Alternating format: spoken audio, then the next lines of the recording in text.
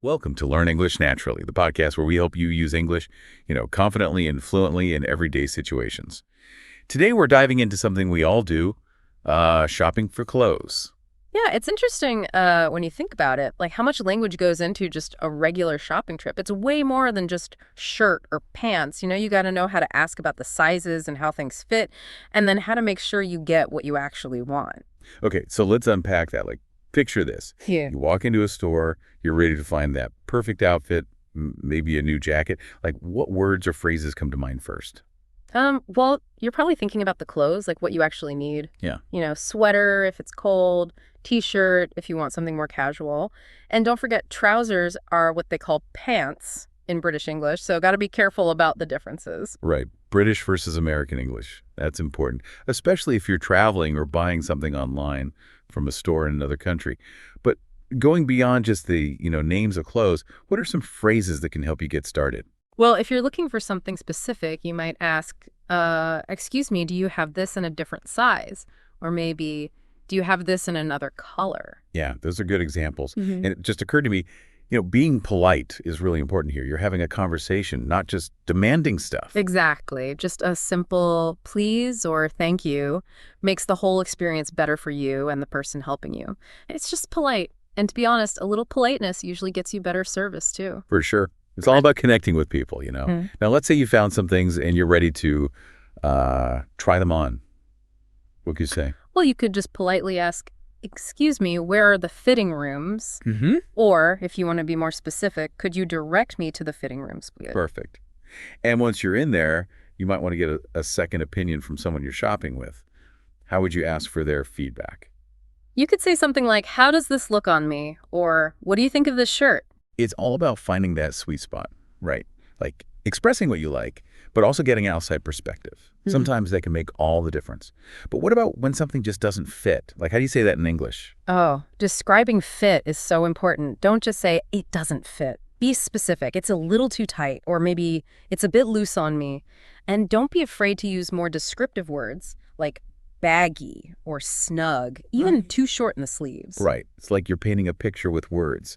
The more details you give, the better the salesperson can understand what you need and help you. Exactly. It all comes down to clear communication. Which brings us to another important thing, sounding natural. Think about the flow of the conversation, not just individual words. This is where it gets interesting. I remember from what we've been looking at, using full sentences can really make you sound better. It really does. Instead of blue shirt, you could say, I'm looking for a blue shirt. It just sounds, more polished and confident. Yeah, and it shows you're really part of the conversation, not just throwing out words. What else can we do to sound more natural and fluent? Pay attention to how you pronounce words, especially common phrases like, can I try it on? Or, it fits perfectly. The more you practice, the smoother and more confident you'll sound. You know what I find helpful? Mentally rehearsing these situations. Before I even go to the store, it's like practicing my English. Visualizing is so powerful. It helps you feel more ready and less anxious when you're actually shopping. Okay, now let's try applying what we've learned to some real scenarios. Okay, sounds good. Imagine you found this great sweater, but they don't have your size. How would you ask the salesperson? Well, you could try, excuse me, do you have a sweater in a medium? See how we're being specific about what you want in the size? And what if they say they need to check in the back? What would you say then?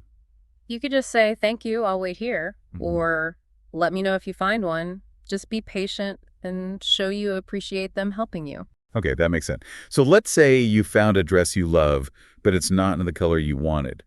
How would you ask about other colors? You could say, this dress is beautiful. Do you have it in blue? Or maybe, I'm looking for this dress in a different shade, like red or green, maybe. Those are great ways to show you're interested and also be specific about what you're looking for. It shows you're open to options too.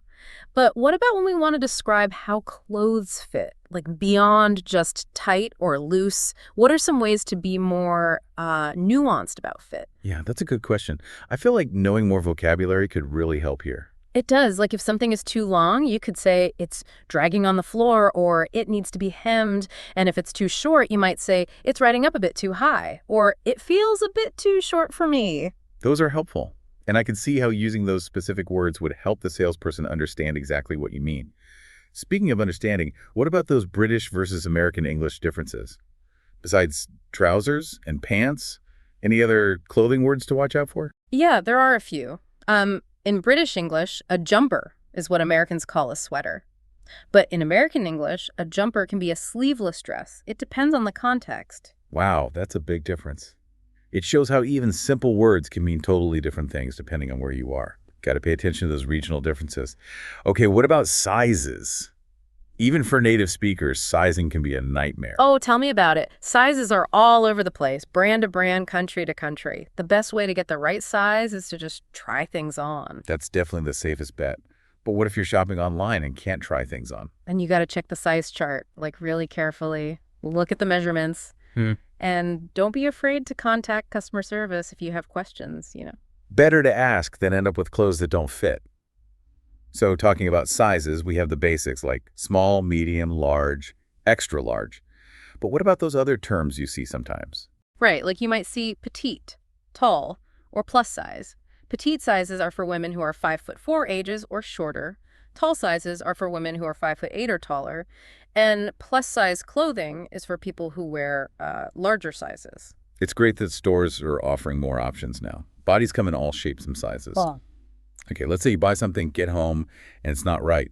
How do you return or exchange something in English? Okay, first, make sure you have the receipt and any tags that were on the clothes. Then go back to the store. You can say, "Excuse me, I'd like to return this shirt," or "I need to exchange this for a different size." And remember, stores have different policies, so don't be afraid to ask about their return or exchange policies specifically. What about when you don't have the receipt? Can you still return something? It depends on the store, but it's always worth asking. You could say, "I bought this a few days ago and I'd like to return it, but I can't find the receipt. Is there anything I can do?" They might be able to find your purchase in their system or maybe give you store credit. Never hurts to ask. All right, let's shift gears a little. Let's talk about asking for help. Sometimes you just need a little extra help finding what you need. Of course, if you can't find something, just ask a salesperson. You could say, "Excuse me, I'm looking for a black leather jacket. Could you point me in the right direction?" That's a good one. What if you have more specific things you're looking for, like a certain style or price? How do you say that? Be specific, like, "I'm looking for a black leather jacket with a zipper, not buttons, and preferably under $200. The more details you give, the easier it is for them to help you. It's interesting how, even when you're shopping, being precise with your language can really make a difference. It's all about communication, right? Yeah. So let's talk about something that can be uncomfortable dealing with complaints. What if you buy something and it's damaged or has a problem? First, take a deep breath and stay calm. Getting angry won't help fix anything. Get the item, the receipt, and any tags. When you talk to the salesperson, you can say, "Excuse me, I bought this shirt yesterday and I noticed a tear in the seam. I'd like to exchange it for a new one." Right. Be direct, but not aggressive. The salesperson probably isn't the one who messed up, but they're there to help you. Okay, now let's talk about language barriers. What are some tips for dealing with that while shopping? Patience is key. If you don't understand the salesperson, don't be afraid to ask them to repeat what they said or to speak slower. You can say, "Excuse me, could you please repeat that?" Or, "Could you speak a little slower, please? I'm still learning English." And if you can't find the right words, try using gestures or pointing. Sometimes actions are easier than words. Exactly. Visuals can really help. And remember, most people want to help, especially if you're friendly and trying to communicate. That's a great point. A smile goes a long way. Okay, let's talk about something people don't always think about, but it can make shopping more enjoyable. Small talk. Even in a store, a little friendly chat can make a difference. Definitely. Small talk is a great way to connect with people. You could compliment the salesperson, maybe on their outfit, or say something about the store. You could even talk about the weather. Like, "I love your scarf. Where did you get it?" Or, "This store is so nice and organized." Little things like that can really make a difference. They can. Okay, let's talk about something that can be confusing, especially if you don't know the words: sales and promotions. Oh, yeah. Who doesn't love a good deal? But those sales signs can be hard to understand sometimes. Don't worry, we'll figure it out. You'll probably see things like percentage off, buy one, get one free, or clearance. Okay, let's go through those one by one. What does percentage off mean? Percentage off means there's a discount on the original price. So 20% off means you'll pay 20% less than the original price. Makes sense. Buy one, get one free is pretty straightforward, right? Yeah, it means if you buy one thing, you get another one for free. It's usually the same thing or something that costs less. Great way to get a deal. What about clearance? I see that word everywhere, but I'm not always sure what it means. Clearance usually means stuff that the store doesn't sell anymore, maybe from last season, and they're trying to get rid of it so it's much cheaper. So if you want a bargain, clearance is the place to go. You got it. Now, let's say you're in a store and you want to know if something is on sale. How would you ask? I think I would say, is this on sale? Or are there any discounts on this? Perfect. You could also try, are there any promotions running on this? Or is this part of any current sales? Being clear and specific is always a good idea. Okay, before we finish this part of our deep dive, let's talk about cultural sensitivity. Different cultures have different ways of doing things, and it's important to be respectful. Absolutely. One important thing is to be mindful of your body language. In some cultures, pointing or making direct eye contact can be rude, so it's always good to do a little research so you don't accidentally offend anyone. That's a good point. What about dress code? Are there any general things to keep in mind when shopping in different cultures? It's always best to be a bit more conservative with your clothing if you're not sure. Avoid wearing revealing clothes or going into a store in your swimsuit, unless it's a beach shop, of course. And pay attention to local customs about head coverings or shoes. It's about being respectful and adapting to what's normal in that place. And if you're not sure about something, just ask. Most people are happy to share information about their culture. Exactly. Being curious and open-minded goes a long way in making those interactions positive. We've covered a lot in this part of our deep dive. Hopefully you're feeling more confident and ready to handle real-life shopping situations in English. We've talked about describing how clothes fit, returning things, asking for help, and even navigating cultural differences. And don't forget, practice makes perfect. The more you use these phrases and words, the more natural and fluent you'll become. In the final part of our deep dive, we'll get into some specific tips and tricks for becoming more confident and fluent. So don't go anywhere. All right, so we're back and ready to, wrap up our deep dive into shopping for clothes in English. Yeah, we've talked about a lot of practical tips and words you can use, but now, how can you become even more comfortable using your English, like in an actual store? So it's more than just memorizing phrases, right? Yeah. How do you actually make the language feel natural? Okay, so one of the best ways to do that is something called shadowing. Shadowing, what's that? It's pretty simple, actually. You listen to native speakers. Talking podcasts like this are great for it, and you try to repeat what they say, exactly how they say it, the pronunciation, the tone, everything. Oh, so it's like you're copying them, like a voice workout. Exactly. It trains your ear to hear the little details of how English is pronounced, and then your mouth starts to copy it. That sounds fun. And I bet it helps with speaking more fluently, too. You get used to the rhythm of how people actually talk. You got it. It's like learning to dance with the language. Okay, shadowing. Let me try that. What else can we do to boost our confidence, when we're speaking? Don't underestimate just talking to yourself in English. I've heard of that. It sounds kind of weird, but I get the idea. It really works. You can practice all those phrases we've been talking about. Imagine different situations, even have pretend conversations, all in English, with yourself. And you can do it anywhere, right? In the shower, cooking dinner, even at the grocery store. Nobody knows you're practicing. That's the best part. The more you practice, the easier it becomes. Speaking of practice, how can we keep learning more words about clothes and shopping? It feels like there's always more to learn. One fun way is to look at fashion magazines or websites about clothes. Pay attention to how they describe the styles, the materials, the trends. I like that. It's like making shopping into a language lesson. Right. And when you see new words, write them down, look them up.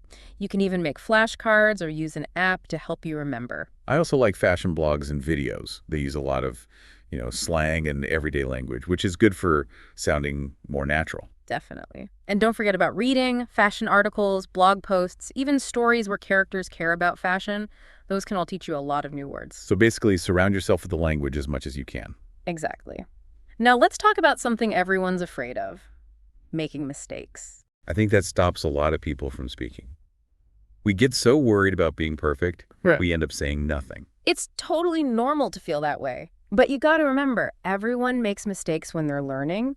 No one expects you to be perfect, especially when you're still learning. That makes me feel better. I need to remember it's okay to mess up. That's how we learn. In fact, mistakes are good. When you make a mistake and then fix it, you're more likely to remember the right way next time. That's a good way to look at it. It takes the pressure off. Think of mistakes as steps on your language journey. Don't be afraid to ask for help, or if you don't understand something, Most people are happy to help, especially if you're polite. So, besides just the language stuff, I think our attitude is really important for learning. Oh, mindset is everything. If you're positive about learning English, you're way more likely to succeed. Totally. You have to believe in yourself and know you can learn. Set realistic goals, celebrate the small wins, and push yourself to try new things, even if they feel scary. The more you use English in your life, the easier it becomes. Remember, learning a language is a journey, not a finish line. There's always something new to learn and explore. That's such a good point. It reminds us that we're always growing and getting better. Keep practicing, keep learning, keep pushing yourself, and most importantly, have fun doing it. That's perfect advice. Thanks for joining us on this deep dive into shopping for clothes in English. We've talked about so much, from vocabulary to confidence to fluency. We hope this has been helpful and maybe even got you excited to try some of these things out. Remember, practice, keep going, and be positive. That's the key. If you like this deep dive, make sure to subscribe to our channel and hit that notification bell so you don't miss any new episodes. We've got more great topics coming up, all about using English in everyday situations. And until next time, happy shopping and happy learning. Bye for now.